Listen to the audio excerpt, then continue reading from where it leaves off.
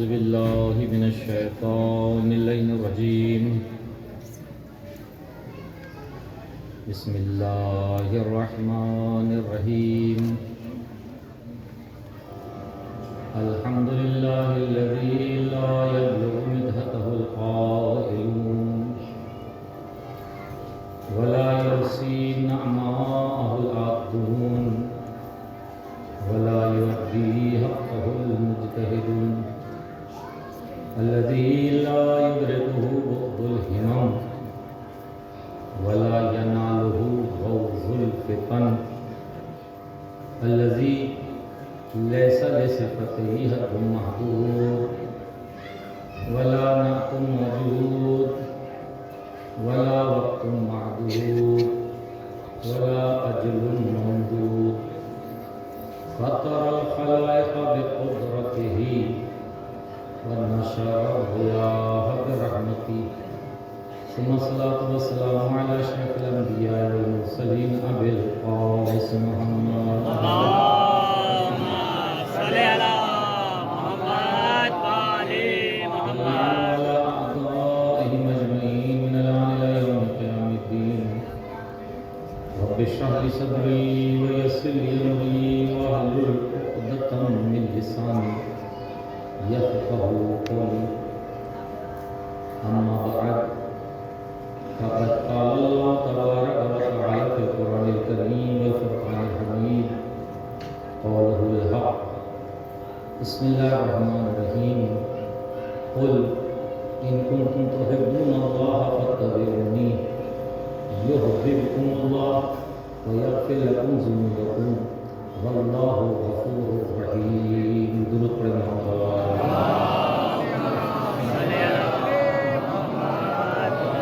بسم الله الرحمن الرحيم اللهم كن لوليك الحجة بن الحسن صلواتك عليه وعلى آبائه في هذه الساعة وفي كل ساعة وليا وحافظا وقائدا وناصرا ودليلا وعينا حتى تسكنه أرضك طوعا وتمتعه فيها طويلا.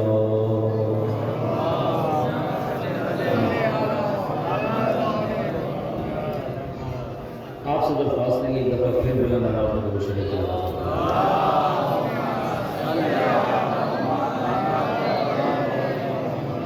اتنی پبلک بیٹھی ہوئی ہے اور محمد والے محمد کے سلام کے لیے اگر آپ کی آواز بھی نہیں نکل رہی تو بھی کیا فائدہ ہے. محمد والے محمد بلند ترین صلوات اللہم صل علی محمد وآل محمد. ماشاء اللہ سے نوجوانوں کا تعداد زیادہ ہے.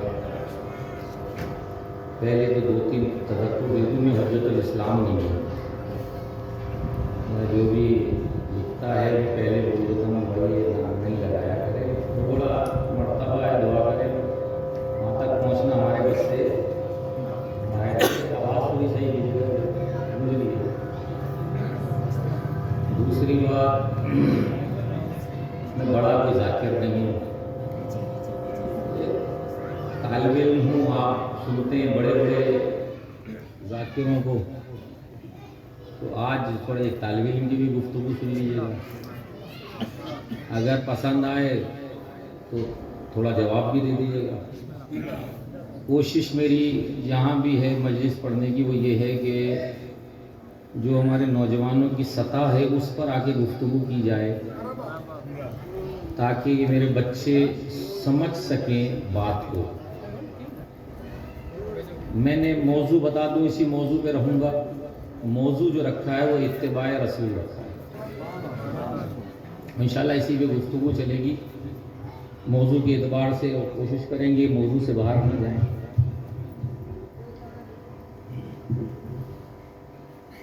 مگر جہاں جہاں جا رہا ہوں ایک بات کہہ کے پھر موضوع شروع کرتا ہوں. اجازت ہے آپ کی طرف سے؟ ہاں, سننے والے ہیں. لیکن یہ مجلس نوجوانوں کے سے بات کر رہا ہوں. یہ مجلسیں کیوں برپا کی جاتی ہیں؟ یہ مجلسیں برپا کی جاتی ہیں معرفت کو بڑھانے کے لیے، معرفت لیول کو بڑھانے کے لیے. اب سمجھ لیں، میں ذرا جدید انداز میں آپ کو سمجھا دوں. مثال کے طور پہ ایک بچہ 10 نمبر لیتا ہے پیپر میں، پھر ترقی کرتا ہے دوسرے سال 20 پہ آ جاتا ہے، پھر ترقی کرتا ہے 30 نمبر لے لیتا ہے، پھر ترقی کرتا ہے 40 لے لیتا ہے، پھر ترقی کرتا ہے 50 60 چلتا رہتا ہے. اسی طریقے سے بھی معرفت کے سٹیجز ہیں. جس مجلس میں جا رہے ہیں آپ اپنے آپ کی معرفت کو اس اعتبار سے کیلکولیٹ کریں کہ آپ کہاں کھڑے ہیں. 10% میں آج کھڑے ہیں تو کل کی جو مجلس میں شرکت کریں گے وہاں آپ کا 20% ہونا چاہیے. اس کے بعد جو مجلس ہوگی 30%، یہاں تک کہ آپ کا اسٹیج 80 اور 90 پہ پہنچ جائے. معرفت بڑھنی چاہیے، اور مجلس بھی اتنی بڑی نہیں، مختصر ہو تاکہ ایک عارف گزرے اہل سنت کے. بہت بڑے عرفاء میں سے عارف کہتے ہیں جو خدائی باتیں کرتے ہیں. اب میں آپ سے کہہ رہا ہوں آگے آ جائیں، آپ نہیں آئے، آپ نہیں بات سنی آپ نے میری. میں کہتا رہا آگے آ جائیں. اب میں واقعہ سناؤں آپ کو تو شاید کچھ ہو جائے.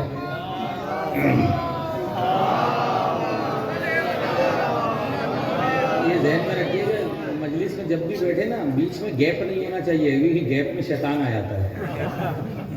اس کو ذرا پر کر کے بیٹھے تاکہ مجلس میں رونق رہے گی.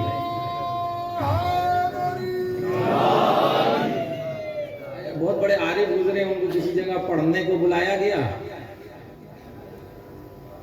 وہ رش تھا، یعنی سمجھ لیں حال کمرہ ہوگا فل بھرا ہوا تھا. وہ جو اسٹیج سیکریٹری ہوتے ہیں وہ بار بار اعلان کر رہے تھے آپ لوگوں سے درخواست ہے ایک قدم آگے آ جائے. وہ بار بار، قوم تو سنتی نہیں ہے، کیا کیا جائے. وہاں پہ بھی نہیں سنتی تو کہیں پہ بھی نہیں ہے. کہا کہ ایک قدم آگے آ جائے. انہوں نے کہا کافی دیر تک وہ کہتے رہے ایک قدم آگے آ جائے تاکہ پیچھے آنے والوں میں کیا ہو، جگہ مل جائے، آسانی ہو جائے گی. اس کے بعد ان عارف کو کہا کہ آپ خطاب فرمائیے. وہ اسٹیج پر ممبر جو بھی تھا اس پر آئے اسٹیج پر، اور آنے کے بعد 2 جملے کہے اور میں اتر گئے. صرف 2 جملے میں انہوں نے پوری تقریر کو سمیٹ دیا. کیا کہے کہ وہ اسٹیج پہ جگہ پہ بیٹھتے ہی اسٹیج پہ وہ کہنے لگے میں بھی آپ سے یہی کہنے آیا ہوں جو جس معرفت کے اسٹیج پہ رکا ہوا ہے ایک قدم آگے آ جائے. جو معرفت کے جس اسٹیج پہ، اب یہ پوری تقریر ہے، کہیں اس پہ بہت گفتگو ہو سکتی ہے. تو نوجوانوں یہ مجلسیں رکھی گئی ہیں معرفت کے اسٹیجز کو بڑھانے کے لیے. اچھا، مجلس میں بیٹھنے کا ثواب ہے، یہی سنا ہے نا آپ نے، حدیثیں سنتے رہتے. میں بھی شروع نہیں کر رہی مجلس میں، تو صرف یہ جو بچے ادھر ادھر بیٹھے ہوئے ہیں نا، ذرا ان کو متوجہ کرنے کے لیے. ثواب کہاں پر ہے؟ مجلس میں بیٹھنے کا، وہاں کھڑے رہنے کا ثواب کوئی ہے. آپ آئیں فرش عزا پہ بیٹھے، جنت کے ٹکڑوں میں سے ایک ٹکڑا. درود پڑھیں محمد و آل محمد. بہرحال توجہ آپ کے ساتھ رہے گی، مختصر سادی سی گفتگو اتباع رسول پہ. میں نے سورہ اعراف کی آیت آپ کے سامنے پڑھی، مشہور و معروف آیت ہے، بہت اس کے بعد تقاریر ہوئی ہیں. آج میں بھی ایک آپ کے سامنے کچھ نکات عرض کر دوں. کوشش کروں گا کہ سمٹ جائیں اور آپ تک میرا میسج پہنچ جائے. مقدمتاً آیت کا ترجمہ کرنے سے پہلے دیکھیں، کسی بھی حرکت کے پیچھے ایک محبت ہوتی ہے. کوئی بھی حرکت ہو آپ، یا دوسرے آج کے زمانے میں کہوں، یا محبت ہوتی ہے یا مفاد ہوتا ہے. آپ حال ہی میں کسی کو چائے نہیں پلائیں گے، کوئی مفاد ہوگا تو آپ. تو ہر حرکت کے پیچھے کیا ہے؟ ایک محبت کار فرما ہوتی ہے. یہ کوئی کہے کہ ایسا نہیں ہے تو جھوٹ بولتا ہے. مثال کے طور پہ کسی کو دولت سے محبت ہے، وہ دولت کمانے میں لگ جائے. کسی کو اقتدار سے محبت ہے، وہ اقتدار کے پیچھے لگ جاتا ہے، کسی کو حکومت حاصل کرنے سے محبت ہے، وہ حکومت کے پیچھے لگ جاتا ہے، کسی کو اولاد سے محبت ہے، وہ اولاد کی دوڑ میں شامل ہو جاتا ہے، کسی کو ماں باپ سے محبت ہے، وہ ماں باپ کی خدمت میں مصروف ہو جاتا ہے۔ یہی عزیزوں نوجوانوں محبت ہے جو آپ کو کامیابیوں کی منازل تک لے کے جاتی ہے، یہی محبت ہے جو آپ میں ایثار اور قربانی کا جذبہ پیدا کرتی ہے، یہی محبت ہے کہ یہی آپ کے اندر قربانی کا جذبہ پیدا کرتی ہے۔ اگر ہماری اپنی زندگیوں سے محبت کو نکال دیا جائے تو یہ محبت بے روح ہو جائے گی، یہ زندگی آپ کی کیا ہو جائے گی؟ اچھا، اب سوال یہاں یہ ہے کہ کیا ہر محبت انسان کو کامیاب کرتی ہے؟ دیکھیں میں لانا اس آیت تک، بات سمجھ جائے تو لطف آئے گا۔ کیا ہر محبت آپ کو کامیاب کرتی ہے، ایثار اور قربانی کا جذبہ دیتی ہے؟ کیونکہ میں نے آپ کو بتایا جس کو دولت سے ہے وہ دولت کی دوڑ میں ہے، جو اقتدار سے ہے وہ اقتدار کی دوڑ میں ہے، اور آج کل تو جو موبائل کے شوقین ہو گئے ہیں، جو موبائل کے دوڑ گیمز کے دوڑوں میں ہے، جس کو جس سے محبت ہو جائے اپنا نصیب ہے، جس کو جس سے محبت ہو جائے وہ اس کے پیچھے لگ جاتا ہے اور اسی کے لیے وہ کام کرنا بھی شروع کر دیتا ہے۔ کیا ہر محبت کامیابی کے دروازے تک لے کے جاتی ہے؟ تو نہیں، ایسا نہیں ہے، جواب اس کا ایسا نہیں ہے۔ کچھ محبتیں ایسی ہیں جو انسان کو زمین سے اٹھا کے عرش تک لے جاتی ہیں، جیسے محمد اللہ نے اپنے حبیب کو یہاں سے اپنے پاس معراج پہ بلایا۔ کچھ محبت ایسی ہیں جو اسفل السافلین بنا دیتی ہیں، انسان سے بھی پس بنا دیتی ہیں۔ دونوں کی مثالیں آپ کے سامنے رکھتا ہوں، کچھ محبتیں ایسی ہیں جو انسان کو عرش تک لیتی ہیں، کچھ زمین کو پہ گرا دیتی ہیں، اسفل السافلین ہو جاتی ہیں۔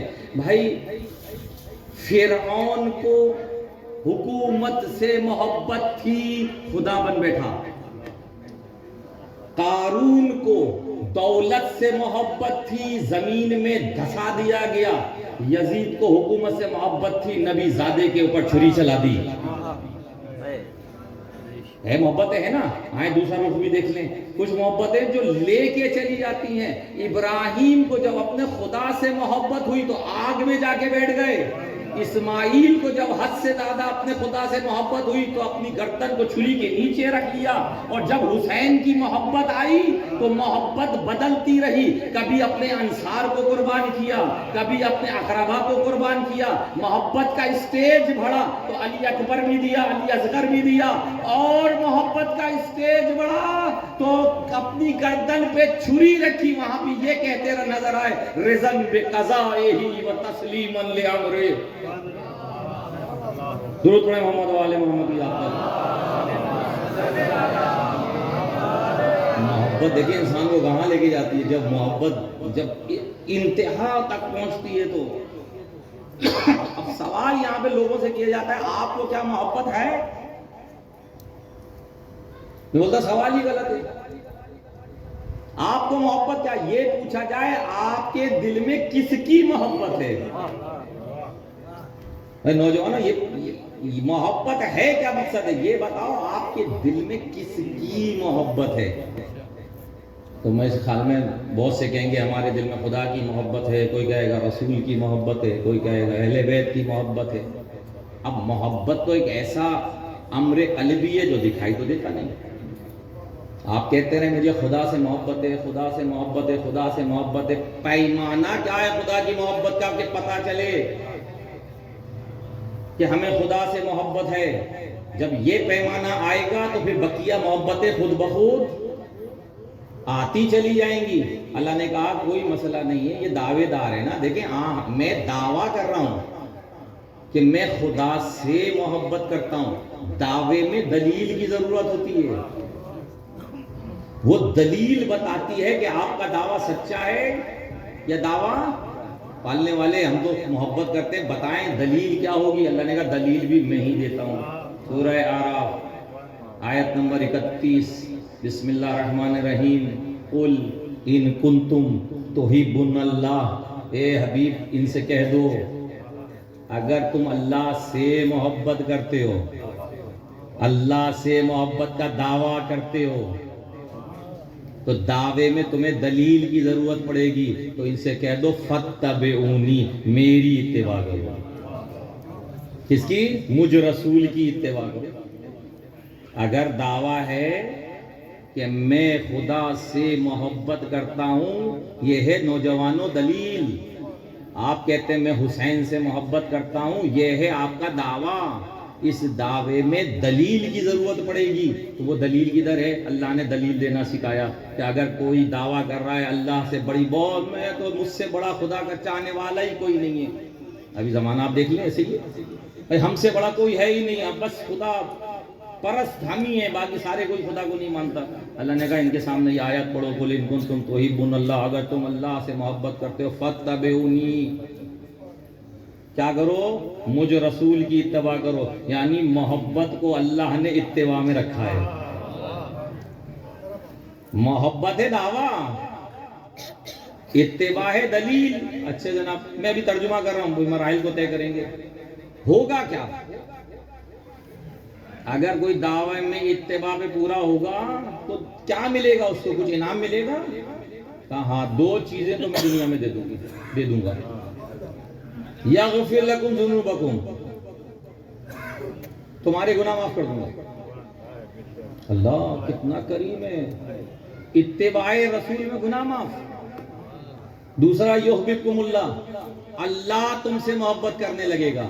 ارے سرکار، دو باتیں، ایک بات تو یہ کہ میں خدا سے محبت کرتا ہوں، یہ بات اور ہے خدا کہے کہ میں اس سے محبت کرتا ہوں، بھئی دونوں میں فرق ہے۔ وہ کہے میں کہہ رہا ہوں مالک میں محبت کرتا ہوں، میں کہہ رہا ہوں مولا حسین میں آپ سے محبت کرتا ہوں، یہ باتیں اور ہیں۔ خدا کہے کہ میں اس بندے سے محبت کرتا ہوں، یہ اور ہے۔ مولا حسین کہے کہ میں ان سے محبت کرتا ہوں، یہ اور ہے۔ دونوں محبتوں میں فرق ہے، دونوں باتوں میں فرق ہے، دونوں دنیا میں دو۔ اللہ تم سے، اور کیا چاہیے ہمیں؟ اور کیا چاہیے؟ خدا جس سے محبت کرنے لگے بیڑا پاڑے اس کا۔ خدا جس سے اعلان کر دے میں، تو روایت میں آیا رسول نے فرمایا کرۂ زمین میں اگر تم دیکھنا چاہتے ہو کہ اہل آسمان میں سب سے زیادہ کون شخص پسندیدہ ہے تو میرے حسین کو دیکھ لو۔ یہ محبت۔ تو اب بتائیں، دیکھیں دو انعام، ابھی انعام پہ بات میں اب آ جائے، ذرا آیت کا تجزیہ کر لیتے ہیں۔ اللہ نے محبت کو جوڑا ہے اتباع کے ساتھ۔ کس کو؟ محبت کو اتباع کے ساتھ۔ ابھی تو ہمیں تو محبت ہی نہیں پتا۔ تو عزیزوں نوجوانوں، محبت کے مراتب ہیں، کیونکہ یہ جو محبت ہے یہ الہی محبت ہے، خدا سے محبت ہو رہی ہے۔ پہلا محبت کا جو درجہ ہے وہ ہے فطری۔ محبت کا پہلا اسٹیج کیا ہے؟ وہ فطری ہے۔ جیسے ماں باپ کی بیٹے سے محبت، بیٹے کی، یہ فطری عمل ہے۔ آپ کسی سے بھی پوچھے ماں اپنے بچے سے محبت کرتی ہے، بچہ اپنی ماں سے محبت کرتا ہے، یہ فطری ہے، فطرت میں رکھا ہے۔ دوسرا اللہ سے محبت فطری ہے۔ وہ یہ کہتا ہے 70 ماؤں سے زیادہ میں تم سے محبت کرتا ہوں، میں تمہاری شہرت سے زیادہ نزدیک ہوں۔ یہ فطری محبت ہے، یہ آپ کی ہماری گھٹی میں اس کو رکھا گیا ہے۔ دوسری، اس سے پھر آگے ایک اسٹیج بڑھے گا۔ دوسری محبت ہے محبت نفسانی، نفس کی محبت ہے۔ دولت سے محبت، شہرت سے محبت، اقتدار سے محبت۔ ذرا سا ہم کسی علاقے کے کوئی بڑے بن گئے تو ہمارا تو کیا ہو گیا؟ انداز گفتگو، کل تک انداز گفتگو کیا تھا، آج انداز گفتگو، یہ انسانی، یہ بھی محبتیں ہیں نا۔ نفسانی خواہشات کی محبت، گاڑی ہونی چاہیے، بنگلہ ہونا چاہیے، موبائل بھی کروڑوں کا ہونا چاہیے، حالت گھر میں پتلی ہے، مگر خواہشات انسان کو کہاں لے کے جاتی ہے؟ تیسرا درجہ ہے محبت ایمانی. دیکھیں سمجھتے جائیں گے تو لطف آتا جائے گا. محبت ایمانی، اولیاء سے محبت، انبیاء سے محبت، اوصیاء سے محبت، یہ ساری. اس درجے کے بعد آتا ہے محبت الہی. محبت الہی کا مقصد یہ ہے کہ آپ اس کے اندر اپنے وجود کو ختم کر دیں، یعنی جو کچھ بھی ہے بس وہ ہے، یعنی وجود فی اللہ ہو جائے آپ کا. آپ اپنے وجود کو خدا کے آگے بالکل ختم کر دیں. جو کچھ بھی ہے خدا ہے، یعنی مرضی بھی چلے گی تو خدا کی چلے گی، اگر خواہش بھی چلے گی تو خدا کی چلے گی، رضا بھی چلے گی تو خدا کی چلے گی. فی اللہ ہونا اگر دیکھنا ہے تو پھر حسین میں دیکھو. حسین نے اپنے آپ کو فی اللہ کر دیا، کہا کہ جو مرضی ہوگی خدا کی ہوگی. اب مولا پر پالنے والے، تجھے علی اکبر چاہیے تیری مرضی پہ راضی، علی اصغر چاہیے تیری مرضی پہ چاہیے. دین مت جائے، میری رضا کچھ نہیں، تیری رضا ہونی چاہیے. درود پڑھے محمد والے محمد.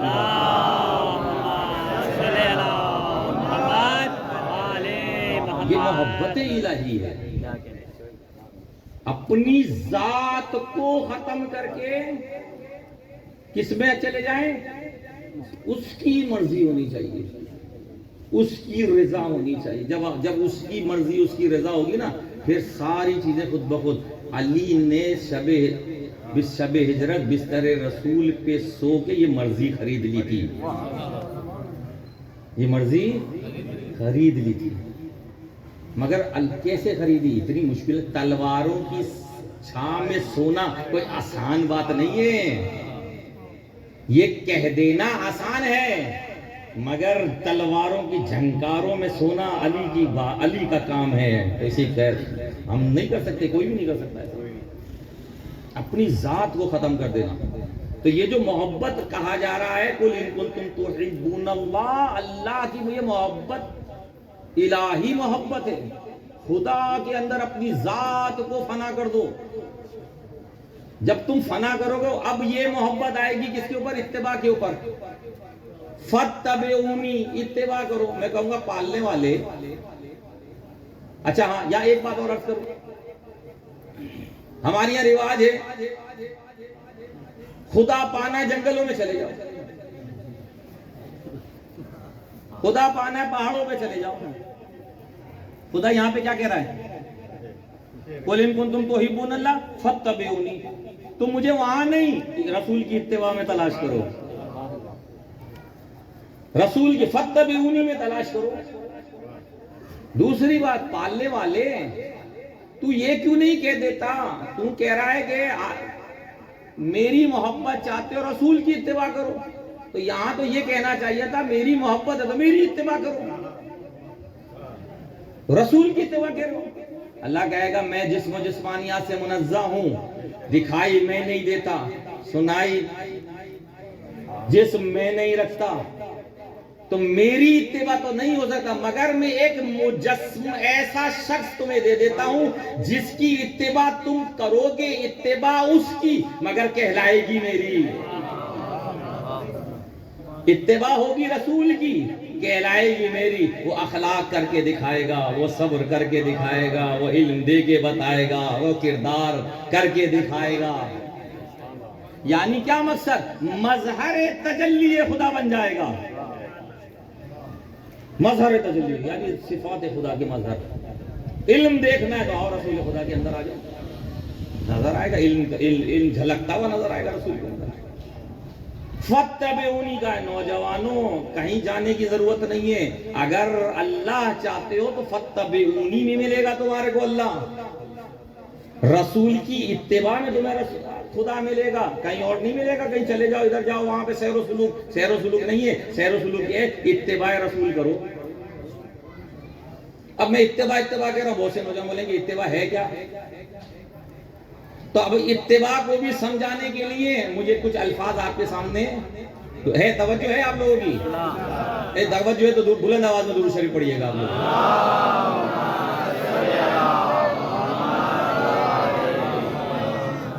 معارف بڑھانا ہے ہم نے، اپنا یہاں آئے ہیں اپنے علم میں اضافہ کرنا. فَاتَّبِعُونِی کہہ رہا ہے. یہ اتباع کیا ہے؟ دیکھیں 5-6 الفاظ آپ کے سامنے ذکر کرتا ہوں، اتباع کو سمجھ میں آ جائے گا. سب سے پہلی چیز ہے علم. علم حاصل کرتے ہیں نا آپ لوگ، آپ نے بولتے ہیں علم حاصل کرو، علم حاصل کرو. علم کیا ہے؟ کسی شے کی آگاہی، اس کو کہتے ہیں علم. مثلا میں نے یہ جگہ نہیں دیکھی تھی، میں آیا، یہ میرا علم میں اضافہ ہو گیا، مجھے پتہ چل گیا. علم کے بعد دوسرا درجہ آتا ہے معرفت کا. معرفت کسے کہتے ہیں؟ معرفت کہتے ہیں کسی شے کو اس کی صفات اور اس کے مقام کے ساتھ پہچاننا.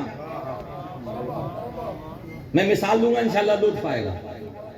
اس کی صفات اور اس کے مقام کے ساتھ پہچان. مثال کے طور پہ آپ نے میرے سامنے شہد لا کے رکھا، آپ نے کہا شہد میٹھا ہے، یہ ہے علم.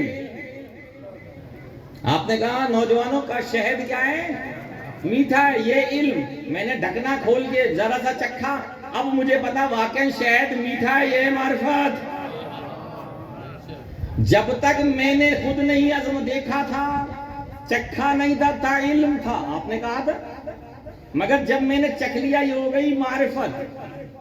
مولا کائنات نے نہج البلاغہ میں کہا اول الدین معرفہ، دین کی پہلی سیڑھی معرفت ہے. یعنی کیا مقصد؟ شے کو اس کی صفات کے ساتھ ماننا، جو اس کا مرتبہ ہے اس مرتبے کے ساتھ ماننا. خدا کی جو صفات ہیں ان صفات کو خدا کے ساتھ رکھ کے ماننا. جو صفات ہے خدا کی، یہ ہے نمبر 2. اتباع رسول پہ جانا ہے نا تو پہلے علم سے چلو نوجوانوں. انا مدینۃ العلم وعلی بابھا. مولا نے فرمایا میں ہوں شہر علم، علی رسول نے کہا میں ہوں شہر علم، علی دروازہ ہے. تو لو نا نوجوانوں، علم کیوں نہیں لیتے؟ علم کے بعد ہے معرفت کی سیڑھی. معرفت کے بعد آتی ہے محبت کی سیڑھی.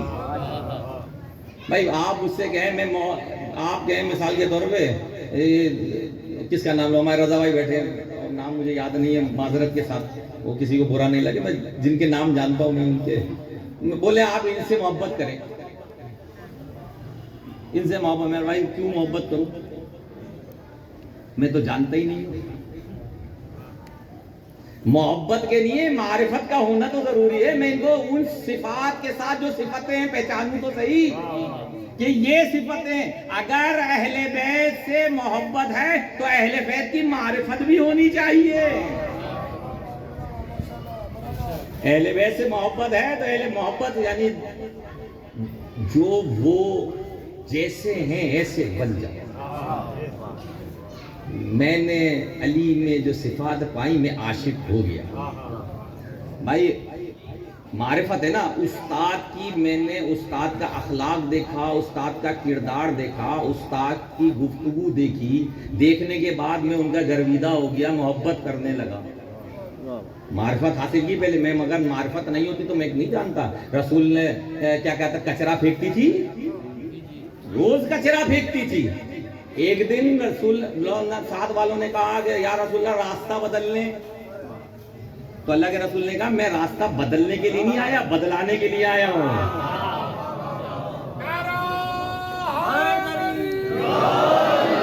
حسینیوں کا کام راستہ بدلنا نہیں ہے، حسینیوں کا کام کیا ہے کہ ادھر سے ادھر لے کر آنا.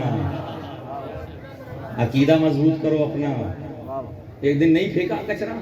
میں مثال دیتا ہوا چل رہا ہوں تاکہ میرے نوجوان بچے سمجھ جائیں. ایک دن کچرا نہیں پھینکا. پوچھا کیا ہوا معلوم کرو. ہم جیسا ہوتا ہوتا جان چکی. کائنات کا نبی ہے، وہ بدلنے کے لیے آیا ہے. کہا اللہ ان کے لیے بد دعا کر دیں. ایک دن کہا کہ یا رسول اللہ وہ کچرا پھینکتی ہے، بد دعا ہی کر دیں. جملہ سنیے گا. اللہ کے رسول نے کہا کہ یہ اگر مجھے پہچانتی ہوتی تو یہ کچرا پھینکتی. آج دنیا کچھ بھی کہتی رہے، علی کو پہچانتی تو کچھ نہ بولتی. معرفت کی بات ہے، جاننے کی بات ہے. نوجوانوں سمجھو بات کو. پھر وہ بہرحال واقعہ نہیں سنانا، یہاں تک لے کر آنا، محبت ہو گئی نہیں ہو گئی. پھر وہ گھر گئے رسول خدا. اب آ گئے معرفت کے بعد آ گئے محبت کی اسٹیج آ گئی، اسٹیج آ گیا. گھر گئے، اب جو دیکھا گا وہ ایک دم پریشان ہوئی، کہنے لگا اب آئے ہیں جب میں بستر پہ لیٹی ہوں. کہا ہم بدلہ لینے نہیں آئے، ہم تو تیری عیادت کرنے آئے. اخلاق دیکھ کے محبت جاگ اٹھی، اخلاق دیکھ کے. یہ ہے تیسرا مرحلہ جناب. ابھی تو اتباع کی بات کر رہے ہیں، کہاں اتباع؟ ہم کس سیڑھی پہ کھڑے ہوئے نوجوانوں؟ اپنے آپ کو پہلا علم، علم کے بعد میرے ساتھ ساتھ رہے نوجوان، تاکہ میں یہاں سے جاؤں تو کچھ تو یاد ہو آپ کو، مجلس کا کچھ تو فائدہ ہو، چاہے آئندہ مت بلائیے گا مجھے. دوسرا ہے معرفت، تیسرا مرحلہ محبت، چوتھا مرحلہ ہے تعظیم. ارے محبت ہوگی تو میں ادب کے لیے کھڑا ہوں گا، محبت ہوگی تو میں اس کی تعظیم بھی کروں گا، اس کو بٹھاؤں گا بھی، اس کے لیے خدمت بھی انجام دوں گا. اگر کوئی آپ کی تعظیم نہ کرے، کسی بزرگ کی تعظیم نہ کرے، تو سمجھ جانا اس کو ابھی نہ محبت ہے نہ معرفت ہے. کیونکہ یہ تعظیم محبت کا تیسرا درجہ ہے تعظیم کا. اچھا جناب اب آ جائیے، اب ہے چوتھا درجہ. چوتھا درجہ ہے اطاعت کا. پہلا علم، رسول کہنے آئے ہیں کہ خدا ایک ہے. سمجھیں بات کو؟ کیا پہلے دن کہتے ہیں؟ پہلے دن کہتے مان جائیں گے؟ بتائیں، میرے ساتھ بولتے ہیں مانیں گے؟ رسول کہنے آئے ہیں کہ برے کام مت کرو، مان جائیں گے؟ رسول کہنے آئے بت پرستی کو چھوڑ دو، مان جائیں گے؟ تو اللہ نے بھی کیا کہا کہ اعلان رسالت ابھی نہیں کراؤں گا، پہلے 40 سال تک ان سے تمہیں منواؤں گا، تمہاری معرفت کراؤں گا، تمہیں پہچنواؤں گا کہ اگر جب تم کہو کہ خدا ایک ہے تو یہ کہتے ہوئے نظر آئے کہ ہم نے اس محمد صلی اللہ علیہ وسلم کو اتنا سچا اور امین پایا ہے کہ اگر یہ کہے کہ پہاڑ کے پیچھے لشکر ہے تو ہم مان لیں گے. کیسی جد دیکھیں. اب مسئلہ یہ تعظیم بھی ہو گئی، تعظیم بھی کر رہے ہیں. اب بات ہے، اب ہے اطاعت کا مرحلہ، چوتھی منزل. کس کی؟ اطاعت کا اوپر آ گئی. اطاعت کسے کہتے ہیں؟ حکم کو ماننا. بہت توجہ چاہتا ہوں اس کے اوپر آگے ابھی مزید چلنا ہے ہم نے. اطاعت کسے کہتے ہیں نوجوانوں؟ حکم کو ماننا. اگر آپ میری معرفت ہی نہیں رکھتے، مجھے پہچانتے نہیں، تو میری بات کیسے مان گے؟ کیسے بات مان گے؟ تو بات کو منوانے کے لیے پہلے معرفت کرانا ضروری تھی، محبت کرانا ضروری تھی، محبت سے پہلے معرفت کرانا ضروری تھی. اب جب اطاعت کا مسئلہ آیا تو قرآن میں کتنی آیت؟ قل اطیعوا اللہ واطیعوا الرسول اولي الامر منکم من یطیع الرسول فقد اطاع اللہ. جو رسول کی اطاعت کرے گویا اس نے خدا کی اطاعت کی. اطاعت کیسے ہوگی؟ دل میں محبت ہوگی تو اطاعت ہوگی نا. میں محبت ہی نہیں کرتا تو اطاعت کیسے کروں گا میں؟ اطاعت کا مرحلہ ہے کس کے ساتھ؟ محبت کے ساتھ. اب جب محبت اپنے عروج پر پہنچتی ہے تو اتباع کا مرحلہ آتا ہے. اطاعت جب اپنے عروج پر پہنچے گی تو اتباع کا مسئلہ. اتباع کسے کہتے ہیں؟ نقش قدم پہ چلنا. جو میرے محبوب نے کیا ہے میں بھی وہ کروں، کوشش کروں میں محبوب جیسا بن جاؤں. محبوب بن نہیں سکتا، محبوب جیسا بن جاؤں. اخلاق وہ نہیں ہو سکتا مگر ان جیسا اخلاق تو لے کر آ سکتا ہوں. کردار نہیں ہو سکتا، رسول جیسا کردار تو لے کر آ سکتا ہوں. گفتگو ویسی نہیں ہو سکتی، رسول جیسی گفتگو تو کر سکتا ہوں. رسول آمن کے پیغمبر تھے تو میں بھی آمن کا سفیر بن سکتا ہوں. یہ ہے اتباع. کمال اطاعت کا نتیجہ کیا ہے؟ اتباع ہے. حضرت عباس اتباع کے اعلیٰ درجے پہ موجود تھے. اپنے آپ کو فنا فی الحسین کیا ہوا تھا. عباس نے کہا میری مرضی نہیں چلے گی، جو حسین کہے گا وہی ہوگا. فنا فی الحسین کر دیا تھا. یہ ہے اتباع. سمجھ میں آئی؟ محبت کو کس سے رکھا؟ اتباع سے رکھا، قُلْ إِن كُنتُمْ تُحِبُّونَ اللَّهَ فَاتَّبِعُونِی، فَاتَّبِعُونِی، اتباع کرو، اے رسول کی اتباع کرو، میرے رسول کی اتباع کرو۔ محبت کو اس میں رکھا، کیونکہ محبت ہوگی تو اطاعت خود بخود آئے گی، کیونکہ اطاعت بغیر چل اتباع میرے رسول کی کرو۔ اچھا جناب، اب یہاں ایک بہت بڑا مسئلہ ہے، درود پڑھے محمد والے محمد۔ سمجھ میں آ رہی ہے نوجوانوں؟ اگر نہیں آ رہی تو ختم کر دوں گفتگو، میرا ابھی نتیجہ نہیں آیا، میں تو ابھی شروع ہوا ہوں۔ اچھا اب سوال یہ، اللہ تو کہہ رہا ہے قُلْ إِن كُنتُمْ تُحِبُّونَ اللَّهَ فَاتَّبِعُونِی، میرے رسول کی کیا کرو؟ اتباع کرو۔ پالنے والے کس چیز میں اتباع کریں؟ اگر میں کہوں گا اس میں اتباع کرو تو پھر مسئلہ، یہ کہتا ہوں تو پھر مسئلہ، کس چیز میں اتباع کریں؟ تو بتانا، حکم بھی تم دے رہے ہو نا، تو آپ کی طرف سے آئے نا، اتباع بھی کن چیزوں میں ہو؟ اللہ نے کہا کوئی بات نہیں، پیدا میں نے کیا ہے، ہدایت بھی میری طرف سے آئے گی، ہادی بھی میری طرف سے آئے گا، میں ہی بتاؤں گا، میں ہی بتاؤں گا، کوئی بات نہیں، آ جائیں قرآن مجید۔ اب ہدایت دیکھیں کس چیز کے اوپر چلے ہیں، قُلْ إِن كُنتُمْ تُحِبُّونَ اللَّهَ فَاتَّبِعُونِی، اتباع کرو میرے، فَاتَّبِعُونِی، وہ جملہ ذہن میں رکھیے، فَاتَّبِعُونِی، کس کی اتباع کرو؟ پالنے والے ٹھیک ہے، رسول کن چیزوں میں کریں رسول کی اتباع؟ آپ بتاؤ نا کس چیز میں کریں؟ سورہ اعراف آیت نمبر 3، بسم اللہ الرحمن الرحیم، سب قرآن سے پڑھوں گا، کوئی ایک چیز بھی باہر سے نہیں ہے۔ کہا وَاتَّبِعُوا مَا أُنزِلَ إِلَيْكُمْ، اتباع کرو، وَاتَّبِعُوا وہاں پہ بھی تھا، اتبعوا یہاں پہ بھی ہے، اتباع کرو مَا أُنزِلَ إِلَيْكُمْ، جو تمہارے رب نے تم پر نازل کیا ہے، مِن ربکم، رب کی طرف سے جو آیا ہے، اتباع کرو، اتبعوا اتبعوا اتبعوا، اتباع کرو، اتباع کرو، اتباع کرو، کس چیز کی اتباع کرو؟ ما انزل، تین باتیں اس آیت میں، تین باتیں اس آیت میں، انشاءاللہ اسی میں پہلی بات اس آیت میں اتبعوا، جو وہاں پہلے بھی میں نے آپ کو بتائی سورہ میں، وہاں پہ بھی کہا قُلْ إِن كُنتُمْ تُحِبُّونَ اللَّهَ فَاتَّبِعُونِی، یہاں پہ بھی اتبعوا۔ دوسرا جملہ اس کا غور طلب ہے، ما انزل الیکم، وہ چیزیں جو تم پہ نازل کی ہیں۔ تیسرا جملہ ہے من ربکم، تمہارے رب کی طرف سے، تمہارے رب کی۔ اب ایک ایک تو جلدی جلدی خلاصہ کر کے تاکہ بچے، بھائی اتباع کا ہے، نہیں کہا میرے رسول نے اقرؤ، صرف پڑھو،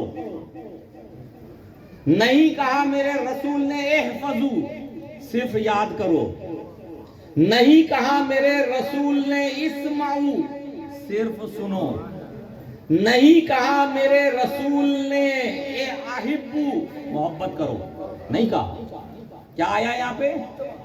اتبعو، نہیں کہا صرف سنو، نہیں کہا حفظ کرو، نہیں کہا محبت اختیار کرو، نہیں کہا نا، یہ ساری کوئی چیز کیا آیا ہے؟ اتبعو اتبعو، یعنی مقصد یہ ہے کہ شاید قرآن یہ کہنا چاہ رہا ہے کہ رسول کی تقریروں پہ تقریریں سننے کافی نہیں ہے، رسول کی نے جو عمل کیا ہے وہ بھی ضروری ہے۔ رسول کی تقریریں سننا کافی نہیں ہے، حالانکہ وہ بھی ہمارے لیے کیا ہے؟ نمونہ عمل ہے، تقریریں بھی ضروری ہیں، مگر رسول کی تقریر، ایک بولے میں نے تقریر سن لی بس کافی ہے، تقریر سننا کافی نہیں ہے، جو رسول نے کیا ہے وہ بھی کرو۔ اگر رسول نے جو بولا ہے، رسول نے کہا نماز پڑھو، یہ ہے حکم، یہ ہے حکم، اسے کہتے ہیں اطاعت، اور اگر آپ نے رسول جیسی پڑھی یہ ہے اتباع۔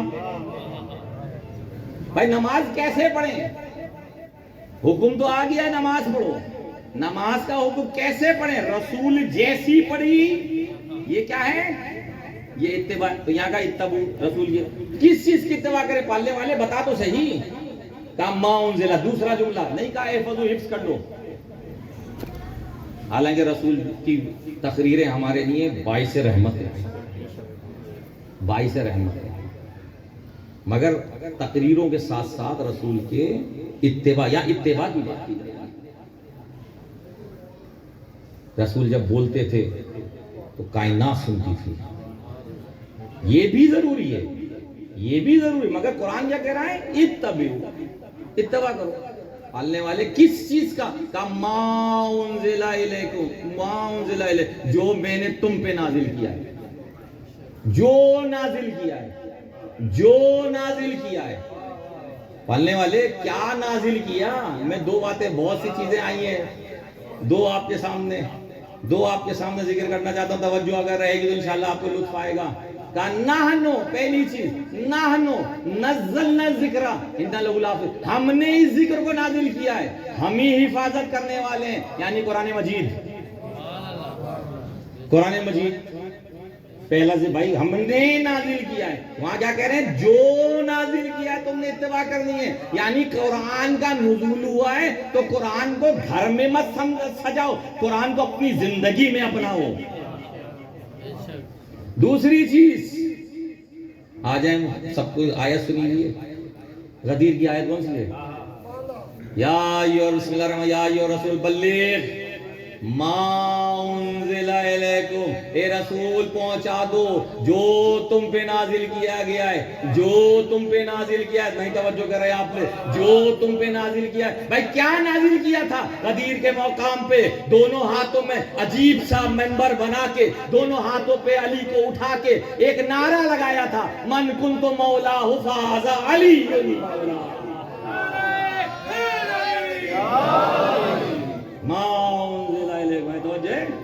درود پڑھیں محمد و آل محمد۔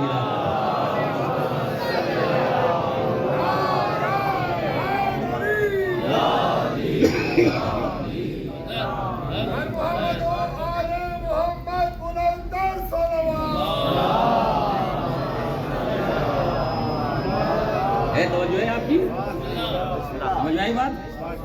تو اس کا مقصد یہ ہے کہ اچھا نماز بھی آئی، وہ بھی نہ اللہ نے، کیونکہ وما ينطق عن الهوى ان هو الا وحی، اللہ رسول تو میرا کچھ بولتا ہی نہیں ہے، جو کچھ بولتا ہے یعنی جو کچھ آ رہا ہے کہاں سے آ رہا ہے؟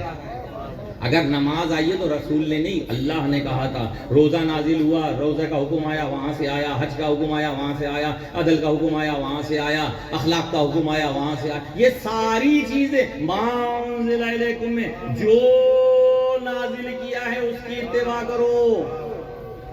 نماز کو بھیجا اتباع کرو، حج کو بھیجا اتباع کرو، قرآن بھیجا، قرآن کو اپنی زندگی میں اپناؤ، اپنی زندگی بنا لو قرآن کو۔ اتباع رسول یہی ہے یا نہیں ہے؟ تو اس کا مقصد ہے قرآن نے دو خصوصی چیزیں جہاں اور چیزیں، ایک قرآن صامت بھی بھیجا ہے، ایک قرآن ناطق بھی بھیجا ہے۔ قرآن صامت اللہ نے کہا اے حبیب تیری عظمت کو، تیری بزرگی کو دیکھتے ہوئے تیرے قلب پہ نازل کروں گا، مگر اگر تجھے قرآن ناطق چاہیے تو میرے گھر آ کر علی کی صورت میں لے کے جانا چاہتا ہوں، میرے گھر آ کر علی کی صورت میں۔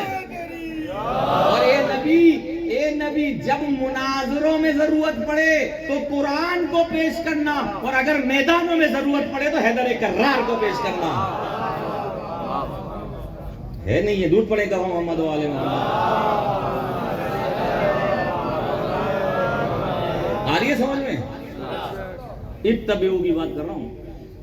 ما انزل، نوجوانوں قرآن پڑھ لینا کافی نہیں ہے، قرآن کو اپنی زندگی بنانا ضروری ہے، رسول کو دل میں بسانا ضروری نہیں ہے، رسول کی اب زندگی جیسی بنانا ضروری ہے۔ مجلسوں میں آ کے حسین حسین یہ بھی کافی ہے، مگر حسین جیسا بن جانا یہ ضروری ہے۔ آواز بلند تسلوات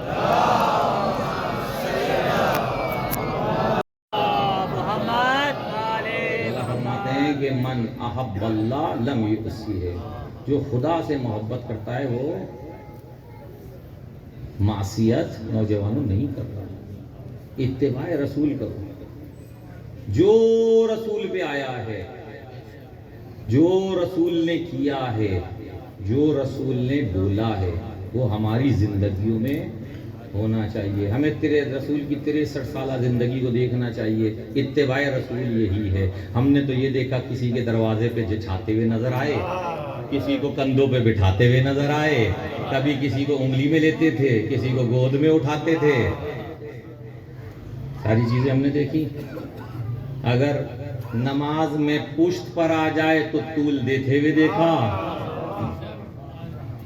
طول دیتے ہوئے دیکھا. اور کئی جگہوں پہ یہ کہتے ہوئے جگہ, یہ میرا حسین, یہ ہے جنت کا سردار, یہ ہے میرا نوجوانوں. جو حسین کو بسانا ہے اپنی زندگی, تب تو جا کے ہوگا. امام نے پھر فرمایا, اگر کوئی یہ چاہتا ہے, امام صادق نے فرمایا, جو کوئی یہ چاہتا ہے کہ وہ یہ پہچانے کہ اللہ اس سے محبت کرتا ہے نہیں کرتا, 2 کام کریں, اللہ کی اطاعت ولیتبعنا, اور ہماری پیروی. جہاں بھی آپ سنیں گے ہماری پیروی کرو, ہماری پیروی کرو, ہمارے نقش قدم پہ چلو. نوجوانوں, ہمارے نقش قدم پر چلو. ہمارا امام جھوٹ نہیں بولتا, ہمیں جھوٹ نہیں بولنا چاہیے. ہمارا امام غیبت نہیں کرتا, غیبت نہیں کرنی چاہیے. ہمارا امام تہمت نہیں لگاتا, تہمت نہیں لگانی چاہیے. ہمارا امام تو انما یرید اللہ لیذھب عنکم الرجس اہل البیت ویطہرکم تطہیرا کا مصداق ہے. نجاست آ ہی نہیں سکتی. جب میرے امام کے پاس نجاست نہیں آ سکتی تو امام کے ماننے والے پہ بھی نجاست نہیں آنی چاہیے. وہ بھی مبرہ ہو, کوشش تو کرے. نوجوانوں, کوشش کرنا کام ہے. وَلْيَتَّبِعْنَا کس بات کا ہے؟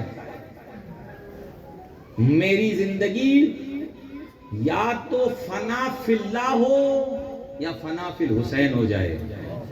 فنا فی اللہ کے اندر وہ حسین ہوئے, بڑی بات ہے, بڑی مشکل کام ہے فنا فی اللہ ہونے. جہاں حسین یہ کہتے ہوئے نظر آئیں کہ رضن بقضائک و تسلیما لامرک لا معبود سواک یا غیاث المستغیثین, تیری رضا میں راضی ہوں, رضن برضا, تیری قضا میں میں راضی ہوں.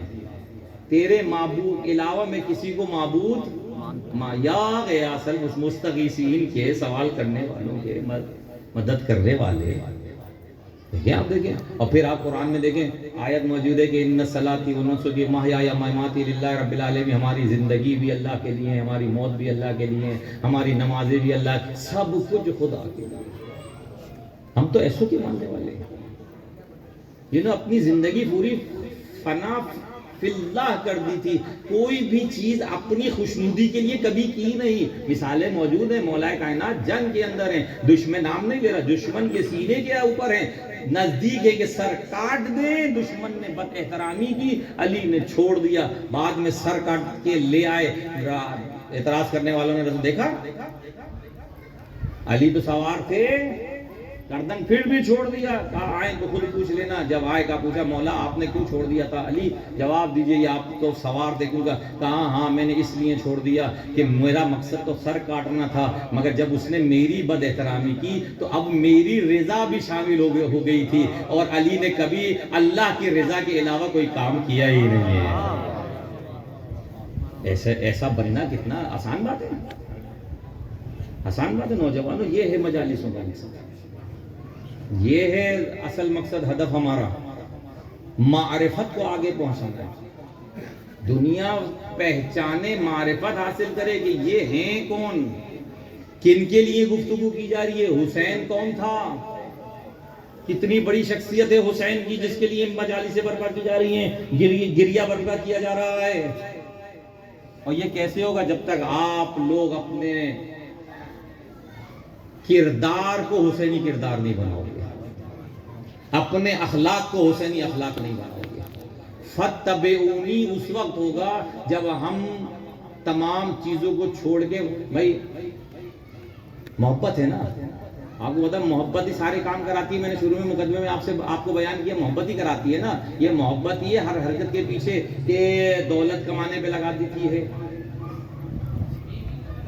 اولاد کے پیچھے لگا دیتی ہے, میں نے ایک چیز چھوڑ دی تھی آخر کے لیے. یہی محبت ہے جہاں کچھ لوگ کمانے کے اوپر نکل جاتے ہیں, کچھ لٹانے پہ نکل جاتے ہیں. کچھ کو دولت کمانے میں مزہ آتا ہے, کچھ کو دولت لٹانے میں مزہ آتا ہے. تو بھائی ہم لوگ عشق حسین میں اتنے جا چکے ہیں کہ ہمیں دولت جمع کرنے میں مزہ نہیں آتا, دولت کو لٹانے میں مزہ آتا ہے. درود پڑھے محمد و آل محمد. یہ جو ہم مجالس اعضا پہ خرچ کر رہے ہیں یہ اس محبت کا نتیجہ ہے کہ سال سال بھر فکر یہی رہتی ہے محرم میں ہم نے مولا حسین پہ خرچ کیسے کرنا ہے. اور یقین مانے ہم اور آپ کون ہوتے ہیں جو یہ کہتے ہیں کہ غیب سے مدد ہو جاتی ہے. کس طریقے سے مجلس کوئی, میں اگر کہوں کہ میں اتنے بڑے بڑے فرش اعضا یا کوئی بھی فرش اعضا بچھانے والے بڑے انجمن ہوں, کوئی بھی کوئی یہ بولے ہم کرتے نہیں, ان کے پیچھے انہی کا ہاتھ ہوتا ہے. ورنہ یقین مانے کسی کی بس نہیں اتنے بڑے بڑے مجالسوں کو کرنا. اتنی بڑے بڑے 200 دیغیں ہو رہی ہیں, 300 دیغیں ہو رہی ہیں, 400 دیغیں ہو رہی ہیں. لٹا رہے لوگ, دے رہے ہیں, عورتیں اپنی زیورات دے رہی ہیں. نہیں ہے نا, جاؤ میرے زیور بیچ کے حسین کی مجلس کرو. اللہ اکبر. یہ کیا ہے؟ یہ عشق کی منزل ہے. یہ عشق, اس منزل تک پہنچنا ہر ایک کی بس کی بات نہیں ہے. نوجوانوں آؤ ایسے عشق میں پہنچ جاؤ کہ اپنے آپ کو فنا فی الحسین بنائے. فنا فی الحسین کا مقصد ہے اپنی ذات کو ختم کر دو, یعنی مقصد یہ کہ اپنی رضا کو حسین کی رضا پہ مقدم نہ کرو. انی سلم لمن سالمکم وحرب لمن حاربکم. مالک ہماری صلح ان سے ہے جن سے آپ کی صلح ہے, ہماری جنگ ان سے ہے جس کی جنگ آپ سے. مولا کی جنگ کن لوگوں سے, کن سے؟ مولا کی جنگ جھوٹ بولنے والوں سے ہے, مولا کی جنگ زنا کرنے والوں سے ہے, مولا کی جنگ غیبت کرنے والوں سے ہے, مولا کی جنگ غلط جتنے بھی کام ہے ان سے مولا کی جنگ ہے. تو جب مولا کی جنگ ہے, یہ زیارت میں ہم پڑھتے ہیں انی سلم لمن سالمکم وحرب لمن حاربکم, کیوں میں شامل نہیں ہوتا, کیوں میرا بچہ یہ کام کرنے کو تیار نہیں ہوتا. نوجوانوں آ جاؤ, اتبعوا پہ آ جاؤ. رسول نے خود کہا, اب رسول تو جا رہے ہیں, کس کی اتباع کریں؟ اللہ کے رسول. آپ ہی بتائیے. تو اللہ کے رسول کہیں گے انی تارکم فیکم الثقلین کتاب اللہ و عترتی, میں تمہارے درمیان دو گرا بہا چیزیں چھوڑے جا رہا ہوں, ایک اللہ کی کتاب اور دوسرا میری عطرت. ان دونوں کا دامن پکڑے رہنا, حوض کوثر پہ یہ لے کر آئیں گے تمہیں, حوض کوثر پہ یہ لے کر آئیں گے تمہیں. ان کا دامن نوجوانوں پکڑ لو. الحمدللہ, شکر الحمدللہ, ہم اللہ نے ہمیں توفیق دی کہ ہم مجلس حسین کرتے ہیں. نوجوانوں اپنا کردار ایسا بناؤ کہ دوسرے بھی مجلس میں آ جائیں, اپنا اخلاق ایسا بناؤ کہ دوسرے بھی اس مجلس میں آئے. یہ مجلس سب کے لیے, یہ مجلسیں معرفت کو بڑھانے کے لیے ہیں, لوگوں کو نزدیک لانے کے لیے ہیں, وحدت کے لیے ہیں, محبت کے لیے ہیں, پیار کے لیے ہیں, نزدیکی پیدا کرنے کے لیے ہیں, دوریاں پیدا کرنے کے لیے نہیں ہیں. ایسی گفتگو کرو جس سے لوگ تمہارے نزدیک آ جائے. تم اپنا کردار ایسا بنا لو کہ تمہیں دیکھ کر یہ کہیں کہ یہ ایسا ہے تو حسین کیسا ہوگا, یہ ایسا ہے تو علی کیسے ہوں گے, یہ ایسا ہے تو حسین کیسے ہوں گے. ایسے بنا لو. نوجوانوں بس میں نے آپ کی زحمت کو ختم کی, باتیں بہت سی ہیں مگر وقت زیادہ ہو چکا. حسین نے کربلا اسی لیے آباد کی. حسین کربلا اسی لیے آئے تھے, اور حسین نے تو پہلے ہی اپنا میسیج دے دیا تھا. اگر کوئی یہ سمجھتا ہے مولا حسین بغیر بتائے نکلے تھے, نہیں, مولا نے تو صاف بتا دیا تھا کہ یہ راستہ تلواروں کا ہے, نیزوں کا ہے, آنیوں کا ہے. مولا نے کہا تھا میرے ساتھ وہ چلے جو تلواریں, نیزے کی آنیاں برداشت کر سکے. مولا نے تو یہ بھی بتا دیا تھا میں کیوں نکل رہا ہوں. خرشو لے طلب اصلاح امت جدی, میں اپنے نانا کی امت کی اصلاح کے لیے جا رہا ہوں. اشرن ولا بطرن ولا مفسدا ولا, ظالمہ، میں نہ ہٹ جو مرچ کے لیے نکل رہا ہوں، نہ مفسد کے لیے نکل رہا ہوں، فساد کے لیے نکل، میرا کوئی کام نہیں، میں تو اصلاح جد کرنا چاہتا ہوں۔ یہ مجلسیں اصلاح جد، اسی نبی کی اس امت کی اصلاح کے لیے یہ فرش ازا بچھایا جاتا ہے کہ جو ہر آنا چاہے وہ اس جگہ آ جائے۔ اور جب محبت، دیکھیں آپ نے سنا ہے کہ یہ نجات دیتے ہیں، آپ نے سنا ہے نا، یہ ہے علم۔ کربلا میں عاشور کے دن ایک ہر ادھر سے ادھر آیا تھا، ہم نے یہاں پہ معرفت کے حسین گناہگار کو بھی جنتی بنا دیتے ہیں۔ نوجوانوں، کیا کیا مظالم آپ کے سامنے، میرے پاس الفاظ نہیں ہے ظلم بیان کرنے کے۔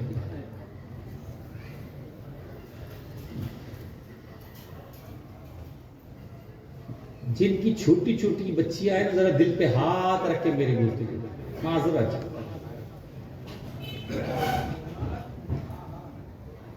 حسین نے نماز شب میں سکینہ کو مانگا تھا،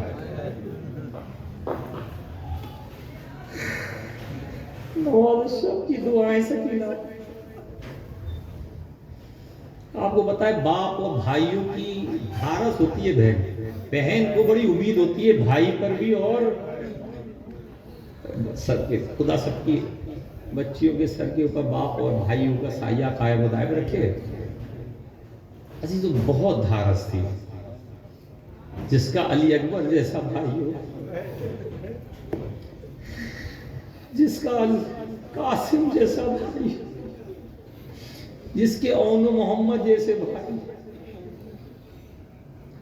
جس کا چچا عباس جیسا ہو۔ عزیزوں قافلہ آ گیا، ایک کے بعد ایک کی شہادتیں ہوتی گئی۔ جو جاتا تھا امام حسین لے کر آتے تھے، آخری وقت ہے۔ ہاں، جناب عباس کو جب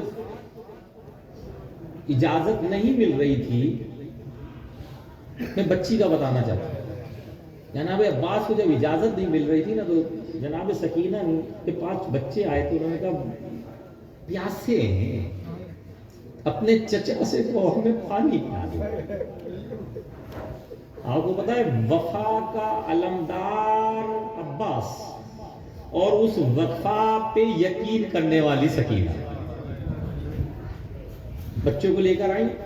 بس جناب سکینہ کی بات بتانا ہے، جو آئی عباس نے جیسے آتے ہوئے دیکھا سمجھ گئے اور دل میں دھو گیا کہ میرے جانے کا وسیلہ مل گیا۔ علم کو مشکیزے میں لگایا، سکینہ کو گود میں لیا، لے کے چلے مولا کے پاس آئے۔ مولا نے دور سے دیکھا، کہا عباس جانے کا وسیلہ ڈھونڈ لیا، جاؤ، مگر لڑنے کی اجازت نہیں ہے، جا کے صرف پانی لیا۔ بس یہ بات آپ کو سنانی تھی۔ ایک دفعہ یہ جملہ تو کہا عباس سے، ایک دفعہ متوجہ ہوئے سکینہ کی طرف اور کہنے لگے بیٹی آج تو تم بھیج رہی ہو،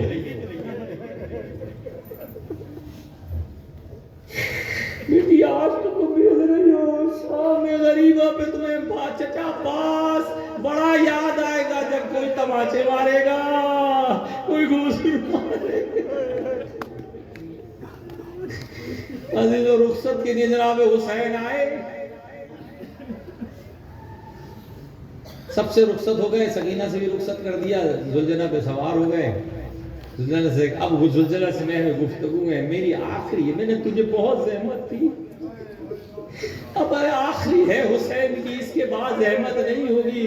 زلجنہ بڑھنے کو تیار نہیں، کہا بس یہ آخری ہے، میں نے تمہیں بہت میرا ساتھ، بہت باتیں ہوتی رہی، زلجنہ آگے چلنے کو تیار نہیں۔ ایک دفعہ زلجنہ نے گردن کو جھکایا اور جھکانے کا کہا میں تو تیار ہوں، ذرا نیچے تو دیکھیے۔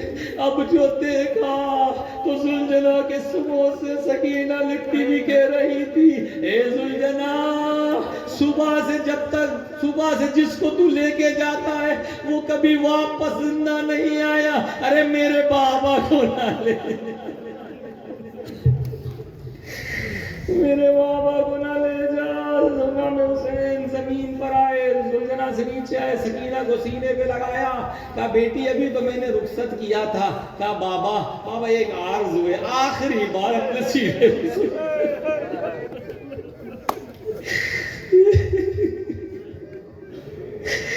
بابا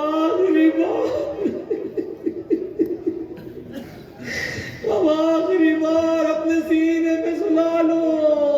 ارے شہنشاہ کائنات کا, بس سنے اور روئیے گا, کائنات کا شہنشاہ کربلا کی ریت پہ